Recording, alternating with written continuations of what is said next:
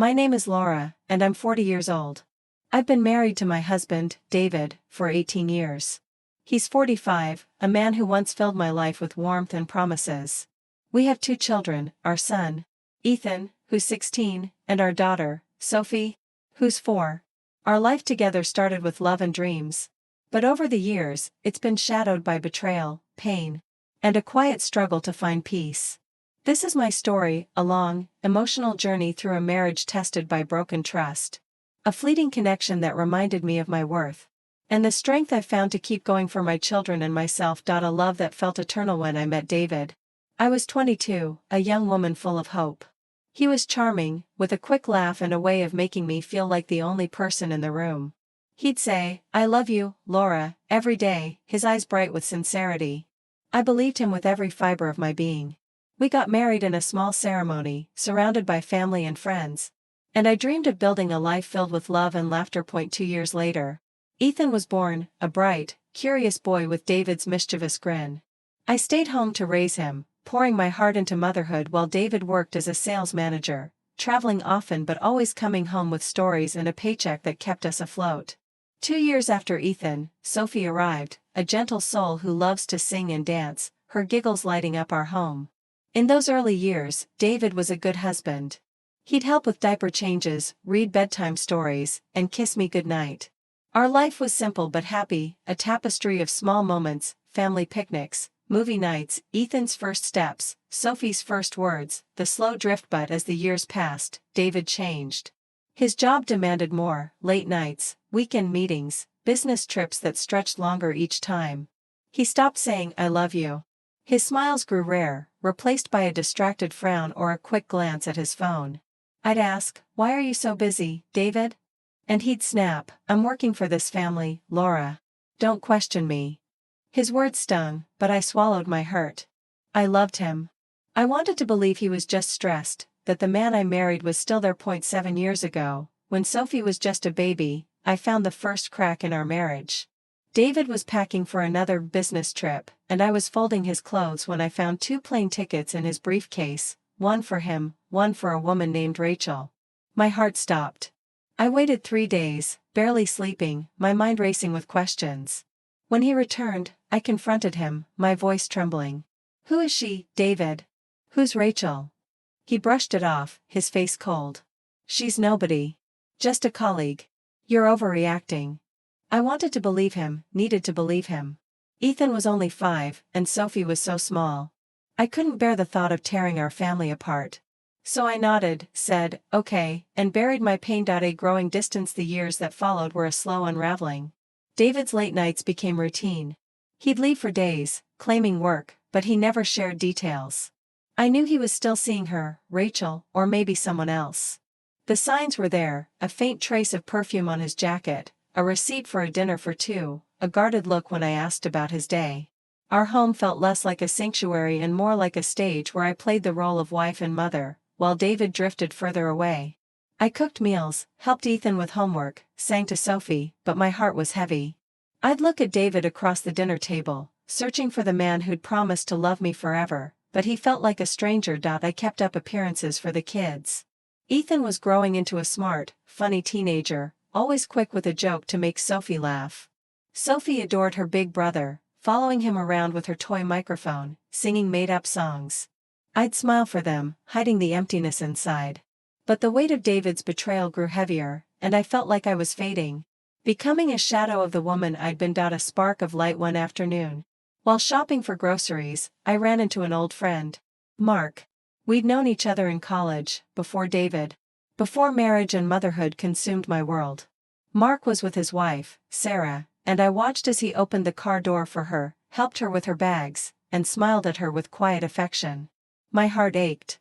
This is love, I thought. This is care. I've never had this. Mark and I started talking, first casually, texts about old memories, a quick coffee to catch up. He was kind, attentive, the way David used to be. "How are you, Laura?" He'd ask, and I'd say, "I'm fine," though I wasn't.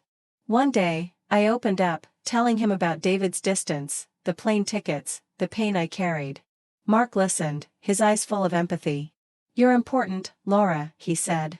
"You're strong. You deserve to be loved. His words were like water to a parched soul.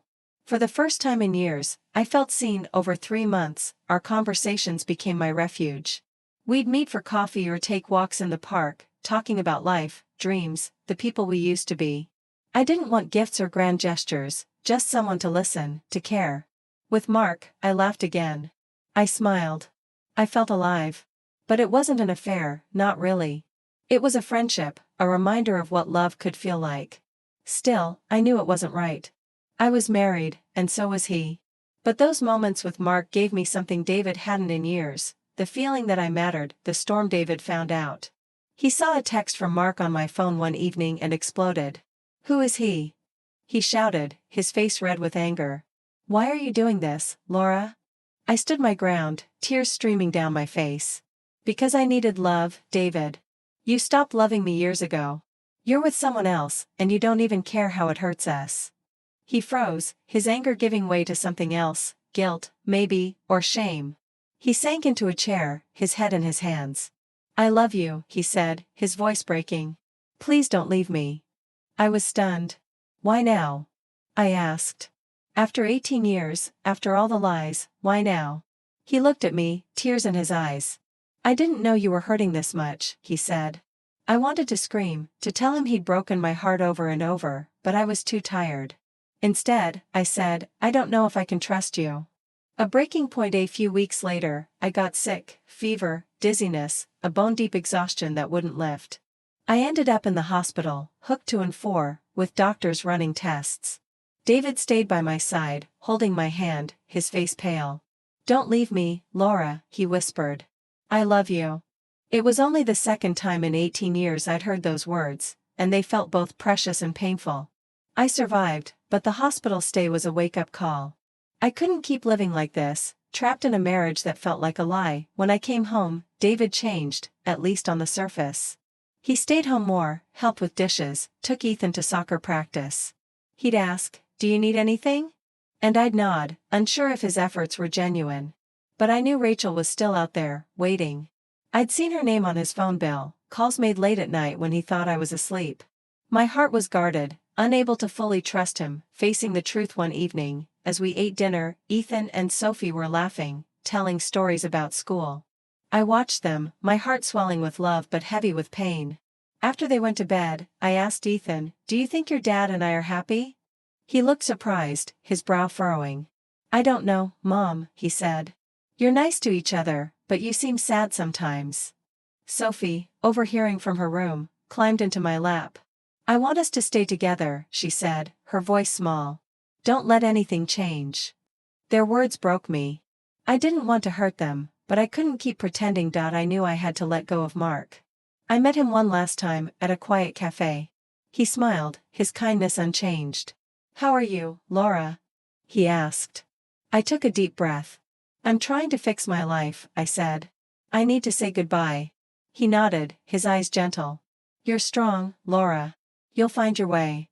I thanked him, my voice thick with emotion. "You reminded me that I'm important," I said.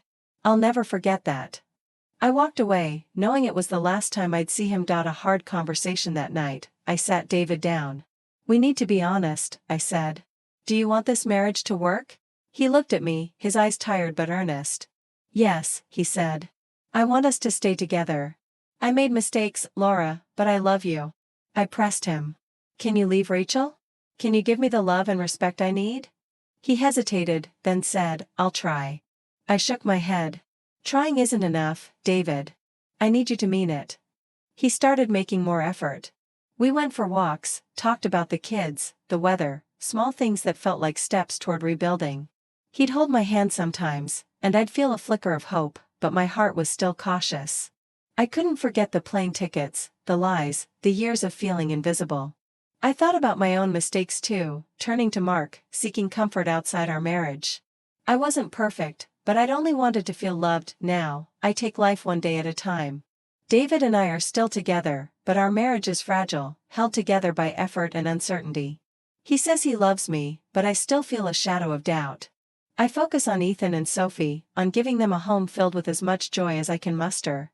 I smile for them, even when my heart is heavy. I've started reclaiming pieces of myself, reading novels late at night, taking long walks to clear my mind, even painting again. Something I loved before marriage consumed me. One quiet evening, I wrote a letter to myself. Tucked it into my nightstand drawer. Dear Laura, you are strong. You are kind. You are enough. Life has been hard, but you've survived worse. Love yourself first, then you can love others. You deserve happiness.